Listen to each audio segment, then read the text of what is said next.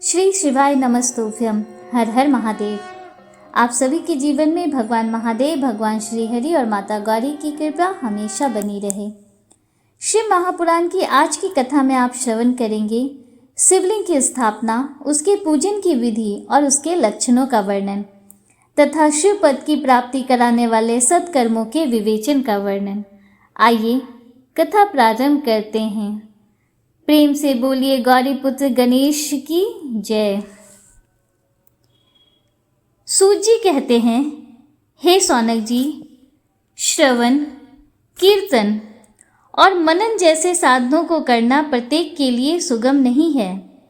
इसके लिए योग्य गुरु और आचार्य चाहिए। गुरु मुख से सुनी गई वाणी मन की शंकाओं को दग्ध करती है। गुरु मुख से सुने शिव तत्व द्वारा शिव के रूप स्वरूप के दर्शन और गुणानुवाद में रसानुभूति होती है, तभी भक्त कीर्तन कर पाता है। यदि ऐसा कर पाना संभव ना हो तो मोक्षार्थी को चाहिए कि वह भगवान शंकर के लिंग एवं मूर्ति की स्थापना करके रोज उनकी पूजा करे। इसे अपनाकर वह इस संसार सागर से पार हो सकता है। संसार सागर से पार होने के लिए इस तरह की पूजा आसानी से भक्ति पूर्वक की जा सकती है।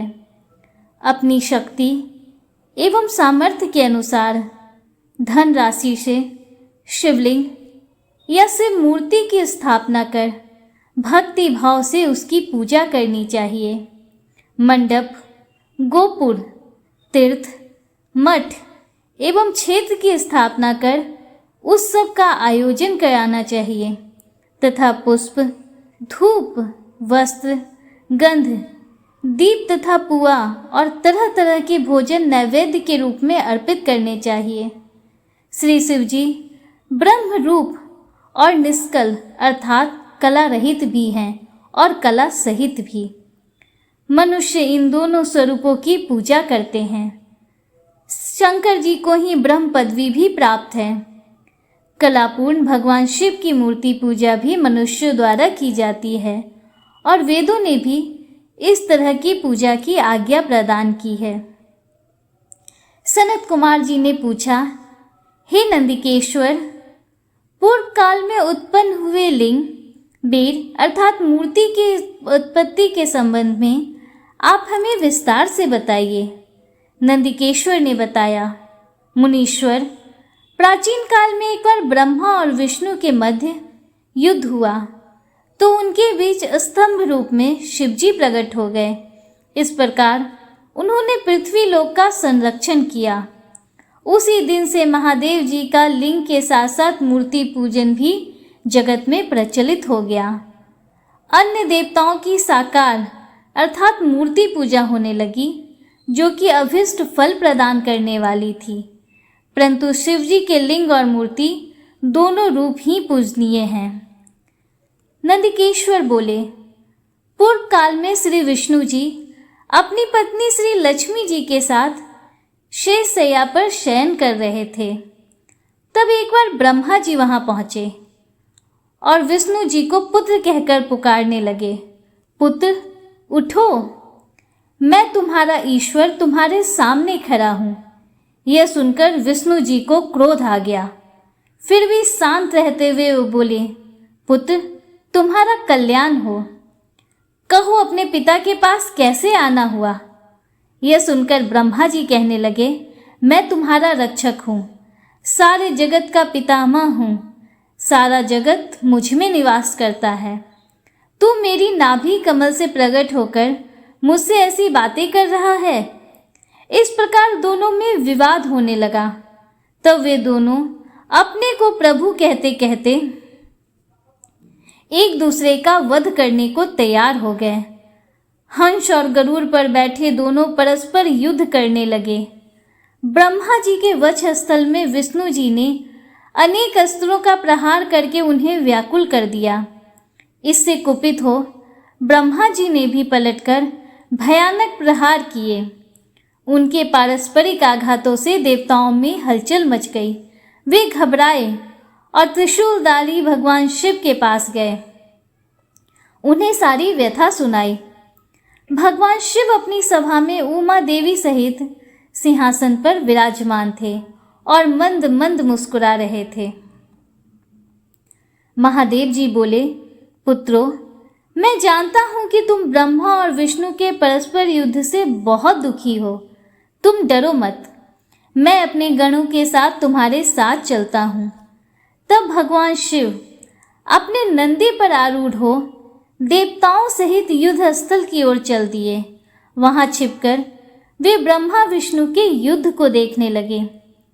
उन्हें जब यह ज्ञात हुआ कि वे दोनों एक दूसरे के मारने की इच्छा से माहेश्वर और पाशुपात अस्त्रों का प्रयोग करने जा रहे हैं, तो वे युद्ध को शांत करने के लिए महाअग्नि के तुल्य एक स्तंभ रूप में ब्रह्मा और विष्णु के मध्य खड़े हो गए। महाअग्नि के प्रकट होते ही दोनों के अस्त्र स्वयं ही शांत हो गए। अस्त्रों को शांत होते देखकर ब्रह्मा और विष्णु दोनों कहने लगे कि इस अग्नि स्वरूप स्तंभ के बारे में हमें जानकारी करनी चाहिए। दोनों ने उसकी परीक्षा लेने का निर्णय लिया। भगवान विष्णु ने सूकर रूप धारण किया और उसको देखने के लिए नीचे धरती में चल दिए। ब्रह्मा जी हंस का रूप धारण करके ऊपर की ओर चल दिए। पाताल में बहुत नीचे जाने पर भी विष्णु जी को स्तंभ का अंत नहीं मिला, अतः वे वापस चले आए। ब्रह्मा जी ने आकाश में जाकर केतकी का फूल देखा। वे उस फूल को लेकर विष्णु जी के पास गए। विष्णु ने उनके चरण पकड़ लिए। ब्रह्मा जी के छल को देखकर भगवान शिव प्रकट हुए। विष्णु जी की महानता से शिव प्रसन्न होकर बोले, हे विष्णु जी, आप सत्य बोलते हैं, अतः मैं आपको अपनी समानता का अधिकार देता हूँ। नंदिकेश्वर बोले, महादेव जी ब्रह्मा जी के छल पर अत्यंत क्रोधित हुए। उन्होंने अपने त्रिनेत्र से भैरव को प्रकट किया और उन्हें आज्ञा दी कि वो तलवार से ब्रह्मा जी को दंड दें। आज्ञा पाते ही भैरव ने ब्रह्मा जी के बाल पकड़ लिए और उनका 5वां सिर काट दिया। ब्रह्मा जी डर के मारे कांपने लगे। उन्होंने भैरव के चरण पकड़ लिए तथा क्षमा मांगने लगे। इसे देखकर श्री विष्णु ने भगवान शिव से प्रार्थना की, आपकी कृपा से ही ब्रह्मा जी को 5वां सिर मिला था, अतः आप इन्हें क्षमा कर दें। तब शिवजी की आज्ञा पाकर ब्रह्मा को भैरव ने छोड़ दिया। शिवजी ने कहा, तुमने प्रतिष्ठा और ईश्वरत्व को दिखाने के लिए छल किया है, इसलिए मैं तुम्हें श्राप देता हूँ कि तुम सत्कार, स्थान व उत्सव से विहीन रहोगे। ब्रह्मा जी को अपनी गलती का पछतावा हो चुका था।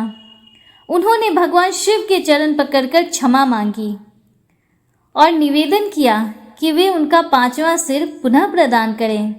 महादेव जी ने कहा, जगत की स्थिति को बिगड़ने से बचाने के लिए पापी को दंड अवश्य देना चाहिए ताकि लोक मर्यादा बनी रहे। मैं तुम्हें वरदान देता हूँ कि तुम गणों के आचार कहलाओगे और तुम्हारे बिना यज्ञ पूर्ण न होंगे। फिर उन्होंने केतकी के पुष्प से कहा, अरे दुष्ट केतकी पुष्प, अब तुम मेरी पूजा के अयोग्य रहोगे। तब केतकी पुष्प बहुत दुखी हुआ और उनके चरणों में गिरकर माफी मांगने लगा। तब महादेव जी ने कहा, मेरा वचन तो झूठा नहीं हो सकता, इसलिए तू मेरे भक्तों के योग्य होगा। इस प्रकार तेरा जन्म सफल हो जाएगा। नंदिकेश्वर कहते हैं, ब्रह्मा और विष्णु भगवान शिव को प्रणाम कर चुपचाप उनके दाएं बाएं भाग में खड़े हो गए।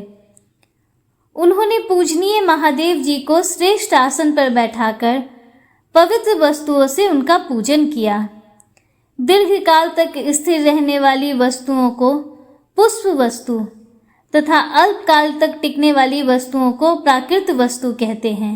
हार, नुपुर, कियूर, किरीट, मणिमय कुंडल, यज्ञोपवीत, उत्तरीय वस्त्र, पुष्पमाला, रेशमी वस्त्र, हार, मुद्रिका, पुष्प, तांबुल, कपूर, चंदन एवं अगरू का अनुलेप, धूप, दीप, श्वेत छत्र, व्यंजन, ध्वजा, चंवर तथा अनेक दिव्य उपहारों द्वारा, जिनका वैभव वाणी और मन की पहुंच से परे था, जो केवल परमात्मा के योग्य थे, उनसे ब्रह्मा और विष्णु ने अपने स्वामी महेश्वर का पूजन किया।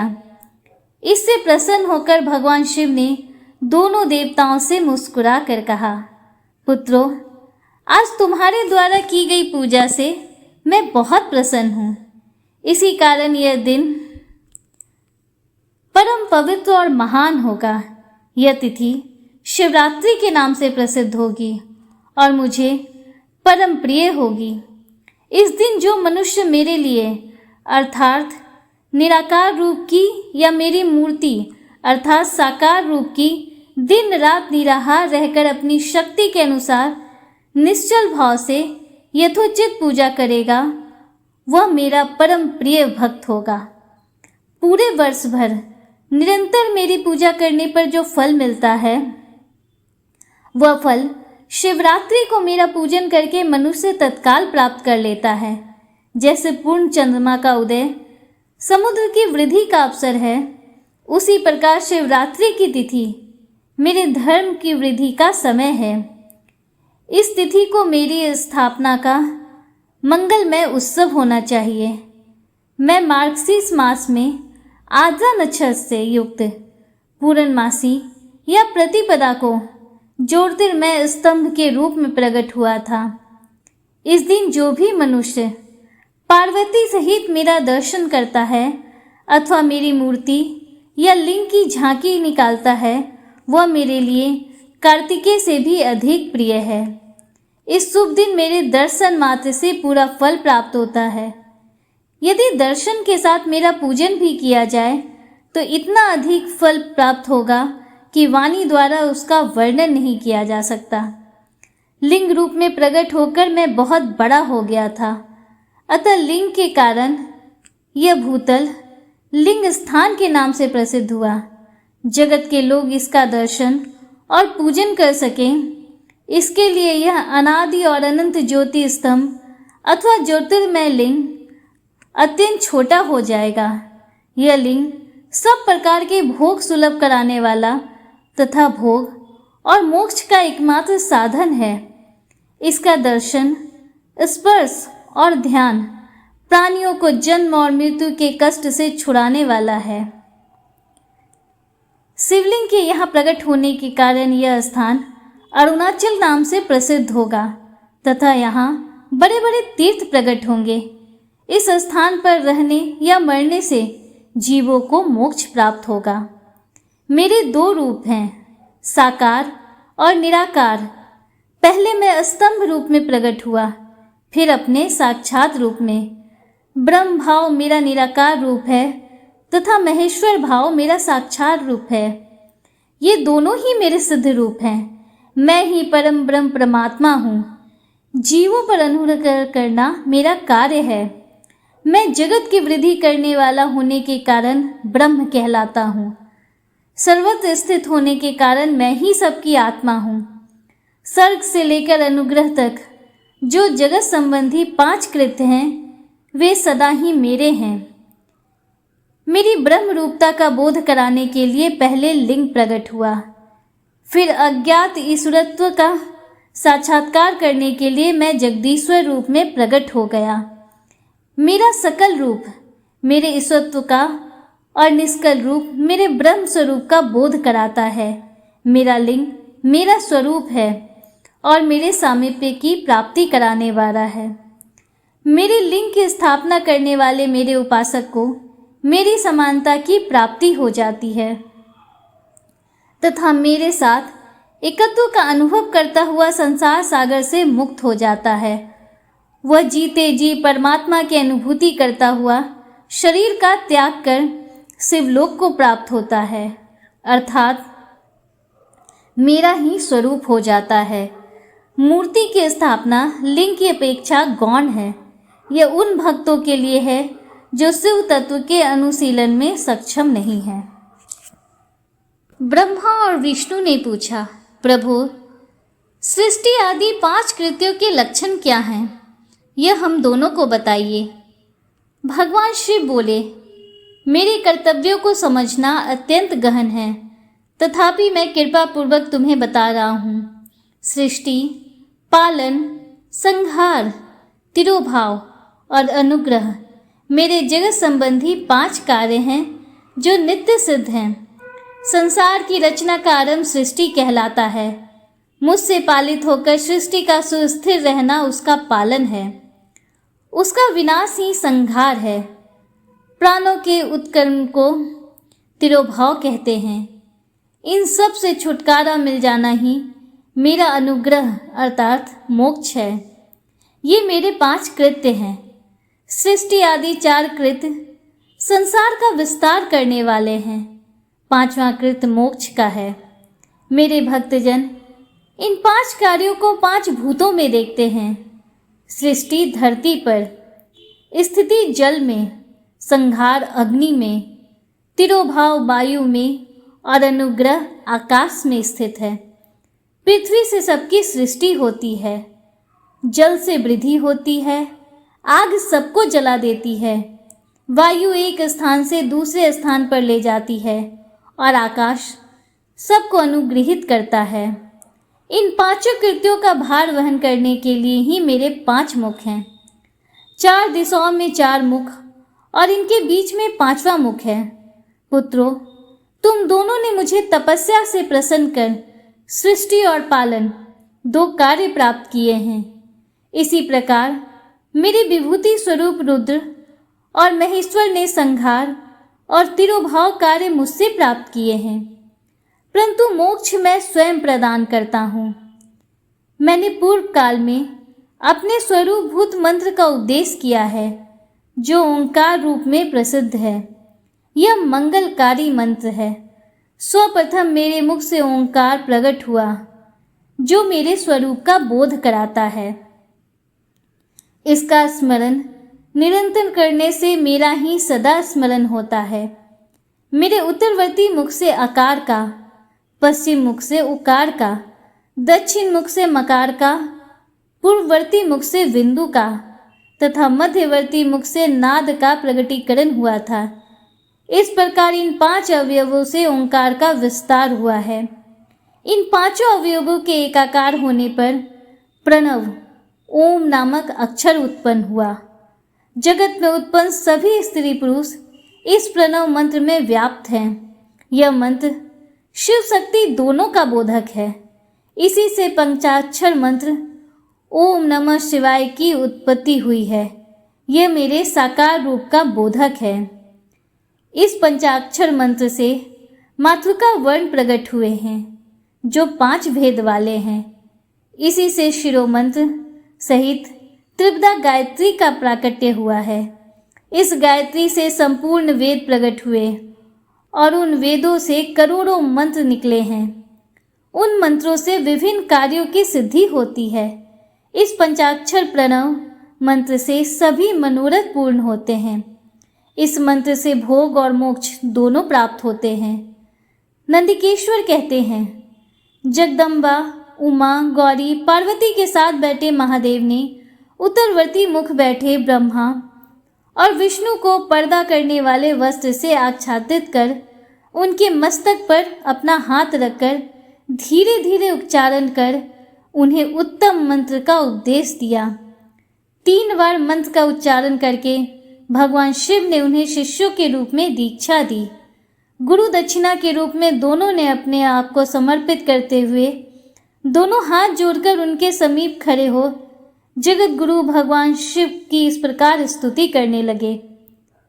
ब्रह्मा विष्णु बोले, प्रभु, आपके साकार और निराकार 2 रूप हैं। आप तेज से प्रकाशित हैं। आप सबके स्वामी हैं। आप सर्वात्मा को नमस्कार है। आप प्रणव मंत्र के बताने वाले हैं तथा आप ही प्रणव लिंग वाले हैं। सृष्टि, पालन, संहार, तिरोभाव और अनुग्रह आदि आपके ही कार्य हैं। आपके 5 मुख हैं। आप ही परमेश्वर हैं। आप सबकी आत्मा हैं, ब्रह्म हैं। आपके गुण और शक्तियाँ अनंत हैं। हम आपको नमस्कार करते हैं। इन पंक्तियों से स्तुति करते हुए गुरु महेश्वर को प्रसन्न कर ब्रह्मा और विष्णु ने उनके चरणों में प्रणाम किया। महेश्वर बोले, आर्द्रा नक्षत्र में चतुर्दशी को यदि इस प्रणव मंत्र का जप किया जाए तो यह अक्षय फल देने वाला है।